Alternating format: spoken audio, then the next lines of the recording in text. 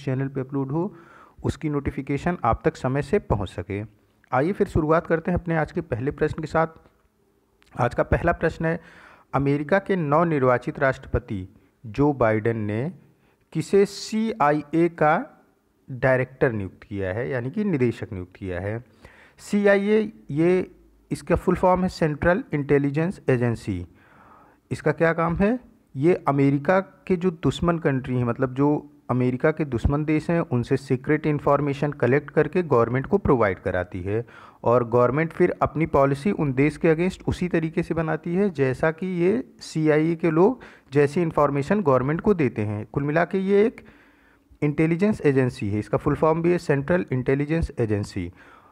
इसका डायरेक्टर नियुक्त किया गया है विलियम बर्न्स को। ये विलियम बर्न्स वही हैं जिन्होंने मनमोहन सिंह की गवर्नमेंट के दौरान भारत और अमेरिका के बीच परमाणु समझौते के जब हुआ था तो उसमें इनकी बहुत ही महत्वपूर्ण भूमिका निभाई थी, यानी ये इंडिया को फेवर करते हैं। और विलियम बर्न्स ये दोनों ही गवर्नमेंट के साथ, आप ट्रंप के साथ भी ये काम कर चुके हैं और अभी उससे पहले ये बराक ओबामा के साथ भी काम कर चुके हैं, यानी ये रिपब्लिकन और डेमोक्रेटिक दोनों पार्टियों के साथ काम कर चुके हैं। इनके अनुभव का फ़ायदा लेने के लिए इन्हें जो बाइडेन ने CIA का निदेशक नियुक्त किया है। मूव करते हैं अपने नेक्स्ट क्वेश्चन की तरफ। नेक्स्ट क्वेश्चन है, किस देश की सरकार ने हाल ही में कोविड-19 से मुकाबला करने के लिए भारत को 2113 करोड़ रुपए की ऋण सहायता प्रदान करने की घोषणा की है? ये देश है जापान। जापान भारत को 2113 करोड़ रुपए देगा कोविड-19 से टैकल करने के लिए, कोविड-19 से फाइट करने के लिए। हम देखते हैं हमारे इंडिया ने किस किस देश को मदद की है कोविड-19 में। अभी कोविड-19 अपने नेक्स्ट फेज पे है, यानी कि वैक्सीनेशन का काम शुरू हो चुका है और ये डाउनफॉल पे जा रहा है। तो भारत ने किस किस देश को वैक्सीन भेज दिया है और किस किस देश को अभी भारत को भेजना बाकी है? भारत में 2 तरीके की वैक्सीन बन के रेडी है। एक तो ऑक्सफोर्ड यूनिवर्सिटी और एस्ट्राजेनिका ने जो वैक्सीन बनाई थी उसका निर्माण भारत में किया जा रहा है Pune institute, serum institute of Pune के द्वारा। और तो इसमें क्या है कि इनके बीच जो समझौता हुआ है ऑक्सफोर्ड और एस्ट्राजेनिका और पुणे में स्थित सीरम इंस्टीट्यूट ऑफ पुणे के बीच समझौता ये है कि 50% डोज वो खुद रखेगी Pune, serum institute of Pune, और 50% डोज ऑक्सफोर्ड यूनिवर्सिटी और बायोएनटेक जो कंपनी है इनके अनुसार जहाँ पे वो कहेंगे वहाँ पे ये कंपनी भेजेगी, यही समझौता है। तो भारत के पास 50% तो है कोविशील्ड और 50% है कोवावैक्सीन। भारत बायोटेक ये भारत की एक कंपनी है जिसने कोविशील्ड नाम से वैक्सीन को बनाया है। तो 2 वैक्सीन भारत के पास है। भारत इन वैक्सीनों की सप्लाई कर चुका है भूटान, मालदीव, बांग्लादेश, नेपाल, म्यांमार और सेशल्स में, और श्रीलंका, अफगानिस्तान और मॉरिशस में रेगुलेटरी क्लियरेंस मिलने के बाद वहाँ पे भी ये सप्लाई भारत करेगा। इससे पहले भारत ने हाइड्रोक्सीक्लोरोक्विन और रेमडेसिविर टैबलेट की सप्लाई की थी विभिन्न देशों को। कोविड-19 का जब शुरुआती फेज़ था तो ऐसा माना जा रहा था कि रेमडेसिविर और हाइड्रोक्सीक्लोरोक्विन ये दोनों कुछ हद तक मदद कर रहे हैं कोविड-19 पेशेंट्स की, तो इनकी सप्लाई विभिन्न देशों को भारत ने उस समय भी की थी। और अभी भारत को कोविड-19 से टैकल करने के लिए वर्ल्ड बैंक ने भी लोन दिया है, साथ ही साथ एशियन डेवलपमेंट बैंक ने भी लोन दिया है, Asia infrastructure and investment bank ने भी भारत को लोन दिया है कोविड-19 से टैकल करने के लिए। और अगर देश की बात करें तो वेंटिलेटर दिया है अमेरिका ने भारत को, साथ ही साथ अभी देखिए आप 2113 करोड़ रुपए जापान के द्वारा भारत को प्रदान किया गया है। ऑप्शन ए करेक्ट हो जाएगा। मूव करते हैं अपने नेक्स्ट क्वेश्चन की तरफ। नेक्स्ट क्वेश्चन है, राष्ट्रीय युवा दिवस किस दिन मनाया जाता है? भारत में राष्ट्रीय युवा दिवस मनाया जाता है 12 जनवरी को। 12 जनवरी ये बर्थडे होता है स्वामी विवेकानंद का। स्वामी विवेकानंद का जन्मदिन होता है और पहली बार भारत में राष्ट्रीय युवा दिवस 1984 में मनाया गया था और तब से अभी तक ये लगातार मनाया जाता है। एक parliament of reason, parliament on religion थी, धर्म का संसद का आयोजन किया गया था शिकागो में 1893 में। और उस दौरान स्वामी विवेकानंद ने एक बहुत ही बेहतरीन स्पीच दिया था और उसके बाद से ही स्वामी विवेकानंद पूरे वर्ल्ड में फेमस हो गए थे। तो भारत में राष्ट्रीय युवा दिवस मनाया जाता है ताकि स्वामी विवेकानंद जी का जो आदर्श था वो प्रत्येक युवाओं तक पहुंच सके। इसी उद्देश्य के साथ प्रत्येक 12 जनवरी जो कि स्वामी विवेकानंद जी का बर्थडे होता है उस दिन मनाया जाता है। मूव करते हैं अपने नेक्स्ट क्वेश्चन की तरफ। नेक्स्ट क्वेश्चन है हमारा, किस केंद्रीय मंत्री ने कोयला खदानों के संचालन के लिए सिंगल विंडो क्लियरेंस सिस्टम की शुरुआत की है? देखो, सिंगल विंडो क्लियरेंस सिस्टम होता क्या है? ये सिंगल विंडो क्लियरेंस सिस्टम ये होता है कि जब भी आप कोई काम करते हो, सिर्फ आप कोयला खदान को ही नहीं लो, कोई सा भी काम करोगे तो कई सारे डिपार्टमेंट से आपको परमिशन लेना होता है। आप देखो, कोई बिल्डिंग बन रही है तो उसमें आप पहले तो किससे परमिशन लोगे? एनवायरनमेंट डिपार्टमेंट से, फिर फॉरेस्ट डिपार्टमेंट से, फिर फायर डिपार्टमेंट से, कई सारे डिपार्टमेंटों से परमिशन लेना होता है। ठीक उसी तरीके से जब कोयला के खदानों की खुदाई करनी होती है तो फिर फॉरेस्ट डिपार्टमेंट से और इन्वायरमेंट डिपार्टमेंट से, साथ ही साथ फायर डिपार्टमेंट से, और भी कई सारे डिपार्टमेंट हैं जिनसे परमिशन लेना होता है। देखो, अभी कोयले की खदान की शुरुआत करनी है तो क्या पता जहाँ पे खदान का नमूना मिला हो कि यहाँ पे कोयला मौजूद है, उसके ऊपर पेड़ हो तो आपको पेड़ काटना है तो फॉरेस्ट डिपार्टमेंट से आपको परमिशन लेना होगा। फिर इन्वायरमेंट डिपार्टमेंट से आपको परमिशन लेना ही लेना होगा कि इन्वायरमेंट को कहीं पे भी नुकसान नहीं पहुँचे इस खुदाई से। साथ ही साथ फायर डिपार्टमेंट से परमिशन लेना होगा और भूमि संरक्षण डिपार्टमेंट से भी परमिशन लेना होता है। तो क्या होता था कि कोयला जब खुदाई शुरू होती थी तो अलग अलग डिपार्टमेंटों से परमिशन लेने में टाइम लग जाता था। इसी के लिए हमारे गृह मंत्री अमित शाह जी ने एक single window clearance system launch करा है। अब क्या है कि एक ही विंडो पे कोयला मंत्रालय द्वारा अपनी फ़ाइल को पुटअप किया जाएगा और उसी विंडो से वो फाइल ले ली जाएगी, यानी कि एक ही विंडो से सारे के सारे क्लियरेंस कोयला मंत्रालय को प्रदान कर दिए जाएंगे।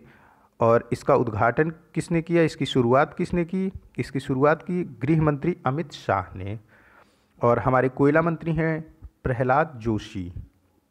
भारत ने एक टारगेट सेट किया था अपने लिए कि फाइनेंशियल ईयर 2020-21 में भारत 710 मिलियन टन कोयले का उत्पादन करेगा, लेकिन कोविड-19 पैंडमिक की वजह से इसको डिक्रीज़ कर दिया है भारत ने। और भारत ने इसे डिक्रीज़ करते हुए 650 से 660 मिलियन टन कोयले के उत्पादन की बात कर रहा है भारत की। अब भारत अपना जो 710 मिलियन टन का लक्ष्य था कोयला मंत्रालय का, उसे घटाते हुए 650 से 660 मिलियन टन का उत्पादन करेगा फाइनेंशियल ईयर 2020-21 में। अभी ये फाइनेंशियल ईयर ख़त्म हो जाएगा 31 मार्च 2021 को। मूव करते हैं अपने नेक्स्ट क्वेश्चन की तरफ। Bureau of police research and development report के अनुसार देश भर में पुलिस बल में कितनी प्रतिशत महिलाएं हैं? पूरे देश भर के पुलिस बलों में अगर हम महिलाओं की बात करें तो 10.3% महिलाएं हैं। जितने टोटल पुलिस हैं उनमें 10.3% महिलाएं हैं। और सबसे ज़्यादा पुलिस बल में महिलाएं हैं बिहार में। बिहार में सबसे ज़्यादा पुलिस में महिलाएं हैं और यहाँ पे 25% के अप्रॉक्स महिलाएं हैं। फिर बात करते हैं दूसरे नंबर पे तो हिमाचल प्रदेश है। हिमाचल प्रदेश में 19.15% महिलाएं हैं पुलिस बल में। और फिर आता है अपना चंडीगढ़। चंडीगढ़ में नियर अबाउट 19% है, मतलब कि 18 पॉइंट समथिंग है, लेकिन ये 19% है। तो टॉप 3 राज्य जहाँ पे महिलाओं की संख्या पुलिस बल में सबसे ज़्यादा है उसमें पहले स्थान पे है बिहार, फिर हिमाचल प्रदेश और उसके बाद चंडीगढ़। पूरे देश के पुलिस बल में 10.3% महिलाएं हैं। एक सर्वे के अनुसार भारत में लगभग 0.5 मिलियन पुलिस फोर्स की कमी है जो सेट स्टैंडर्ड है। सेट स्टैंडर्ड्स के अनुसार भारत में जितने पुलिस फोर्स चाहिए उसमें भी 0.5 मिलियन पुलिस फोर्स की कमी है। और यहाँ पे 10.3% इस क्वेश्चन का आंसर करेक्ट होगा। मूव करते हैं अपने नेक्स्ट क्वेश्चन की तरफ। हमारा नेक्स्ट क्वेश्चन है केंद्रीय वित्त मंत्रालय द्वारा निर्धारित शहरी निकायों में सुधार को लागू करने के मामले में पहले स्थान पर कौन सा राज्य रहा? शहरी निकायों में नगर पालिका, नगर परिषद ये सब आते हैं। तो इसमें कई सारे सुधार सुझाए गए थे वित्त मंत्रालय के द्वारा, और उन सुझावों को लागू करने में पहले स्थान पे रहा है आंध्र प्रदेश, फर्स्ट पोजीशन पे। और सेकंड पोजीशन की बात करें तो सेकंड पोजीशन पे रहा है मध्य प्रदेश, और इसमें थर्ड पोजीशन पे रहा है तेलंगाना, तीसरे स्थान पे रहा है तेलंगाना। तो इसका आंसर करेक्ट हो जाएगा ए। इसमें पहला पोजीशन पूछा है तो आपका इसका कौन सा करेक्ट आंसर होगा? आंध्र प्रदेश। आंध्र प्रदेश ने वित्त मंत्रालय द्वारा सुझाए गए शहरी स्थानीय निकायों में सुधार को लागू करने के मामले में पहला स्थान प्राप्त किया, और दूसरे स्थान पे मध्य प्रदेश, तीसरे स्थान पे तेलंगाना है। मूव करते हैं अपने नेक्स्ट क्वेश्चन की तरफ। हमारा नेक्स्ट क्वेश्चन है, स्टार फुटबॉलर क्रिस्टियानो रोनाल्डो ने सबसे ज़्यादा गोल करने के मामले में निम्न में से किस पूर्व खिलाड़ी की बराबरी कर ली है? देखो, अभी तक सबसे ज़्यादा गोल किया था जोसेफ बिकान ने, ऑप्शन सी करेक्ट हो जाएगा। जोसेफ बिकान ये चेक रिपब्लिक देश के लिए फुटबॉल खेलते थे। इन्होंने टोटल 759 गोल करे थे, और पूरे वर्ल्ड में इनका हाईएस्ट रिकॉर्ड था। रोनाल्डो ने 759 गोल करके इनके रिकॉर्ड की बराबरी कर ली है। एक गोल करने के बाद रोनाल्डो पूरे विश्व में सबसे ज़्यादा गोल करने वाले खिलाड़ी बन जाएंगे। यहाँ पे ऑप्शन करेक्ट हो जाएगा सी। मूव करते हैं अपने नेक्स्ट क्वेश्चन की तरफ। किस राज्य सरकार ने किसानों की आय को दुगनी करने के उद्देश्य से किसान कल्याण मिशन की घोषणा करी है? किसान कल्याण मिशन की घोषणा की है उत्तर प्रदेश गवर्नमेंट ने, ऑप्शन ए करेक्ट हो जाएगा। और अगर हम किसानों की आय की दुगनी की बात करें तो केंद्र सरकार का लक्ष्य है कि वर्ष 2024 तक वो प्रत्येक किसानों की आय को दुगनी कर देगा।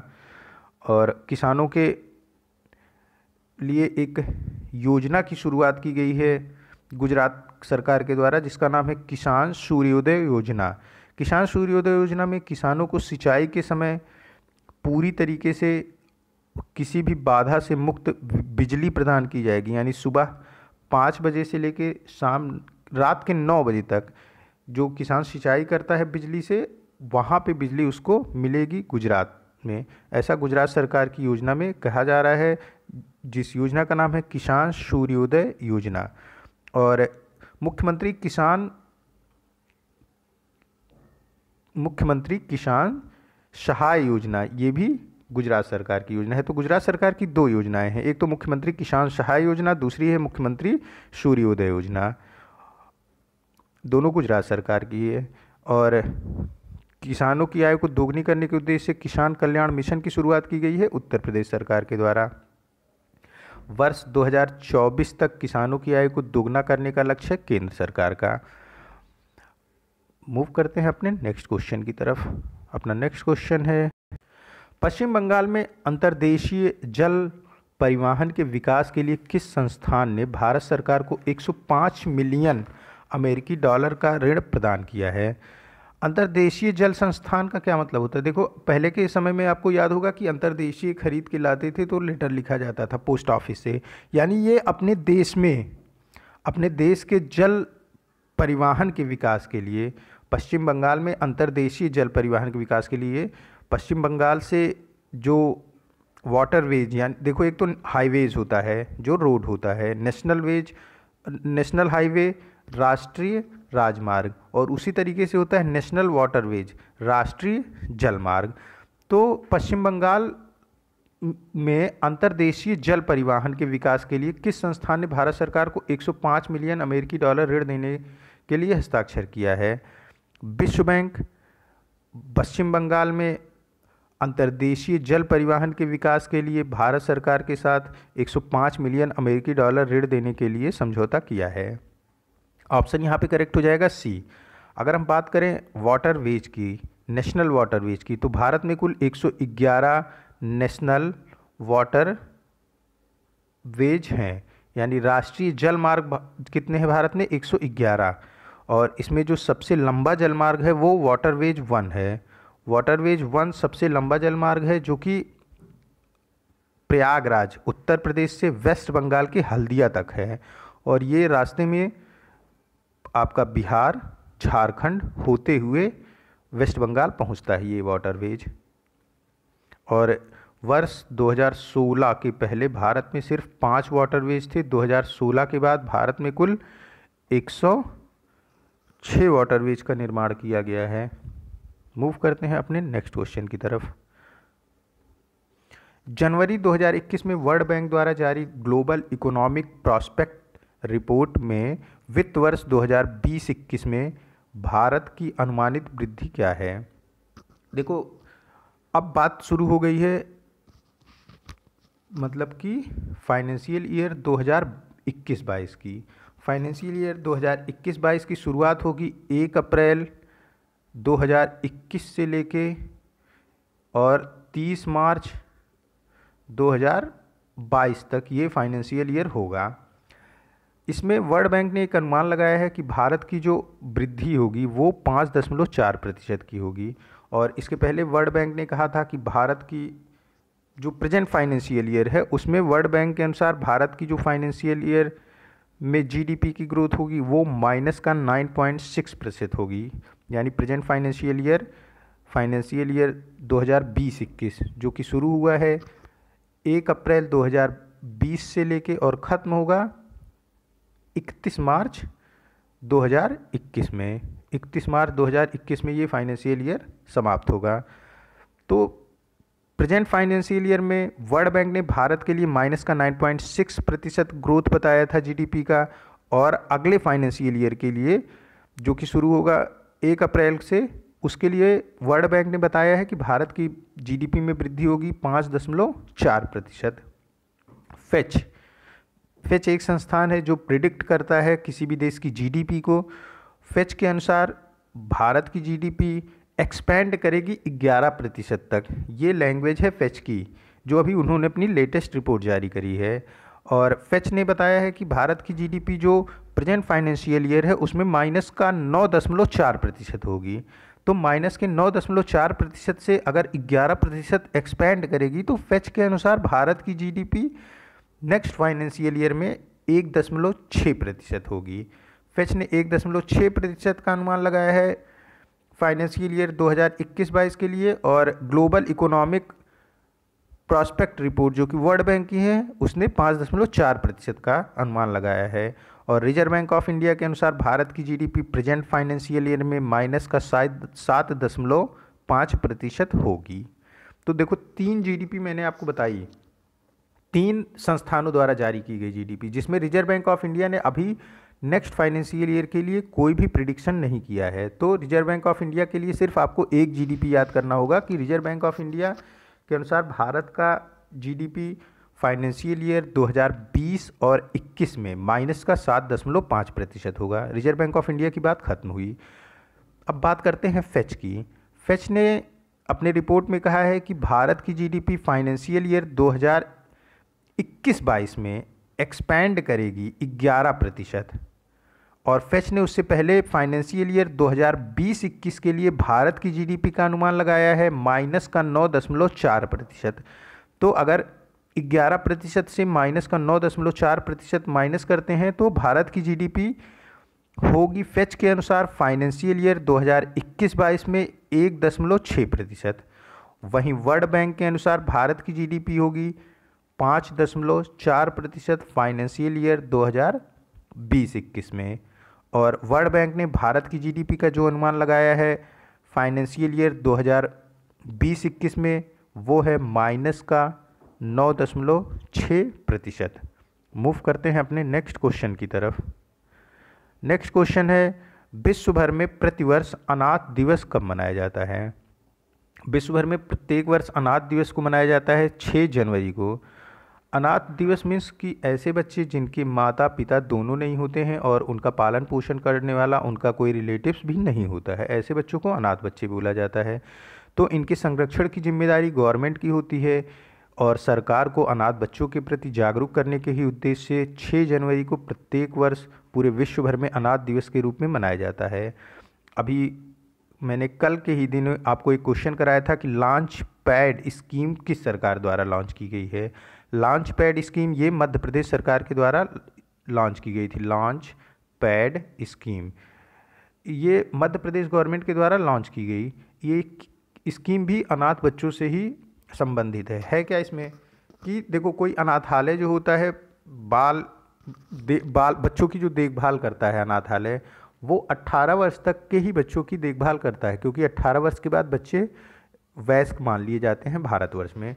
तो 18 वर्ष तक उनकी देखभाल करता है, 18 वर्ष के बाद वो उनको मुक्त कर देता है बाल देखभाल गृह से।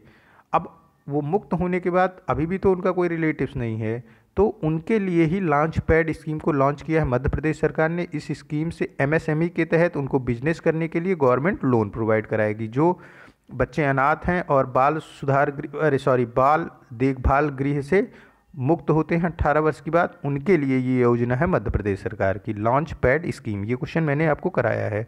मूव करते हैं अपने नेक्स्ट क्वेश्चन की तरफ। नेक्स्ट क्वेश्चन है, जनवरी 2021 से 2 दिवसीय एशियाई वाटर बर्ड जनगणना का आयोजन कहाँ किया जा रहा है?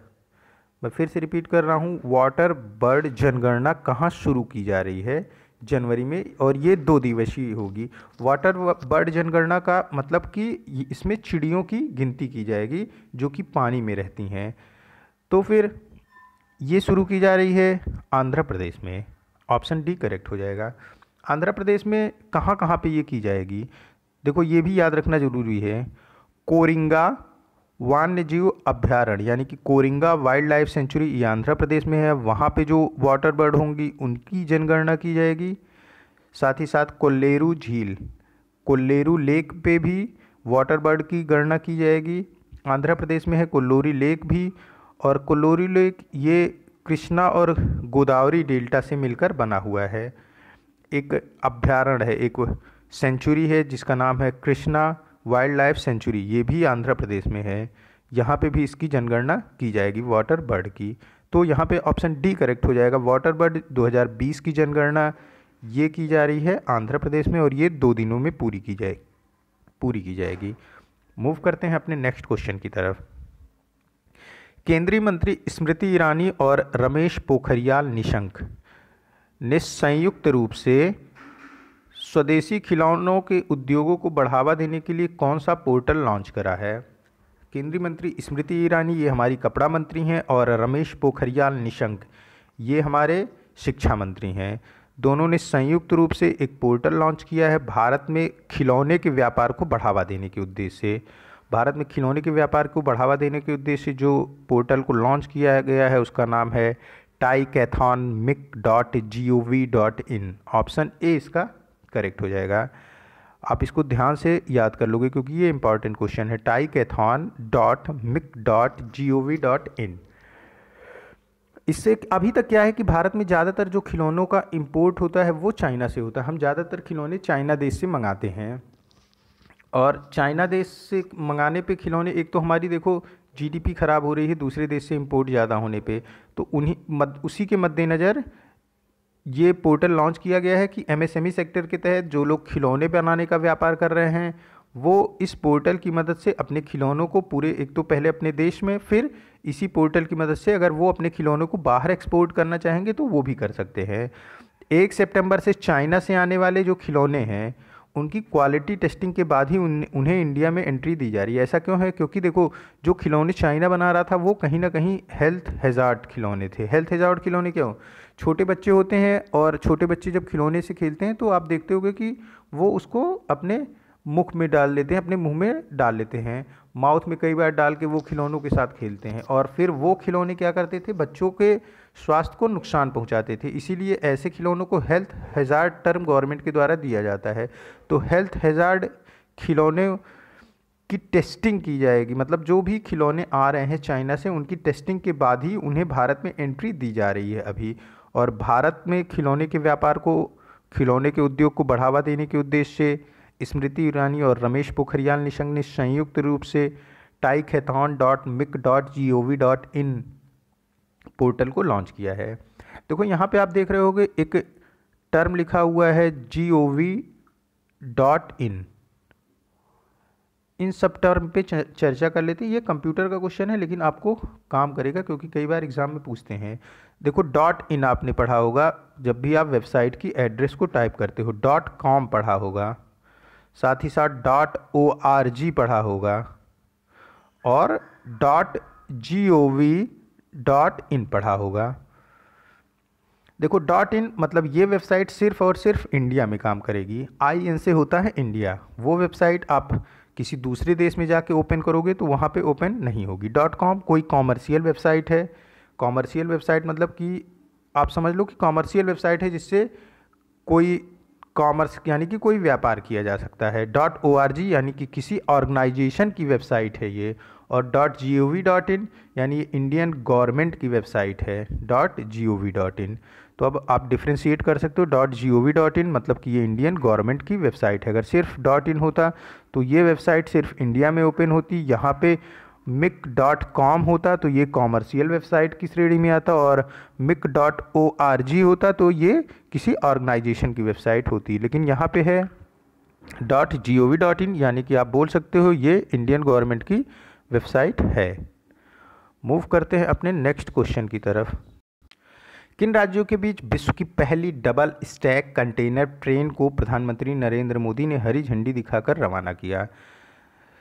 बात की जा रही है विश्व की पहली डबल स्टैक कंटेनर ट्रेन की। डबल स्टैक कंटेनर ट्रेन मतलब कि वो ट्रेनें जो, पहले भी तो जान लो ये डबल डेकर ट्रेन है, मतलब कि एक डिब्बा नीचे फिर उसके ऊपर भी डिब्बे होते हैं। डबल स्टैक कंटेनर ट्रेन आप ये है ट्रेन और फिर इसके ऊपर भी एक ट्रेन का लगा हुआ है। अब ये कंटेनर ट्रेन है यानी कि ये गुड्स ट्रेन है, माल गाड़ियाँ हैं। इसके अंदर क्या रखा होगा? सामान रखे होंगे। तो और डबल स्टैक कंटेनर ट्रेन मतलब सामानों के लिए पहली दफ़ा कोई देश ऐसा है पूरे विश्व में जो सामानों के लिए डबल स्टैक कंटेनर ट्रेन चला रहा है। और ये चलाई जा रही है हरियाणा से लेके राजस्थान तक। अगर स्पेसिफिकली बात करें तो हरियाणा में एक स्थान है अटेला। अटेला से लेकर ये राजस्थान के किशनगढ़ स्थान तक चलाई जा रही है, किशनगढ़ स्टेशन तक। और ये पहले के कंपेयर में 4 गुना अधिक वेट ले जाने में सक्षम है।